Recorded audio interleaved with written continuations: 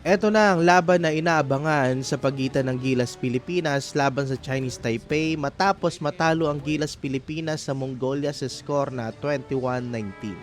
So ano pang hinihintay natin? Simulan na natin to. Sinimulan ng number 7 ng Chinese Taipei ang unang puntos matapos maiwanan si number 6 si Kun para sa unang puntos ng Taipei. 1-0 para sa Taipei. Nakabawi naman agad si Ahan Minsi para sa kanyang unang 2 points, lamang ang Pilipinas 3-1. Sinundan naman ito ng magandang layup galing kay Ku. Bumawi naman ang player ng Chinese Taipei sa powerful block nito kay Ku na nagresulta sa out of bounds. Talagang mainit si Jeric at pumukol na naman ito ng dalawang 2-pointer, 15-7 lamang ang Gilas.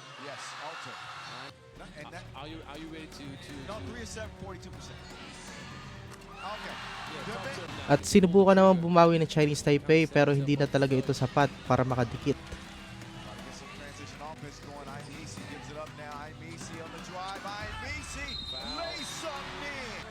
Tuluyan na nga lumayo ang Gilas sa layup ito ni Ahan Minsi. Panalo ang Gilas 21-13.